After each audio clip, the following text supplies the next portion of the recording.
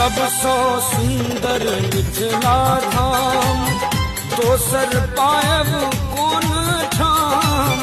सबसो सुंदर मिथिला धाम, दोसर पायब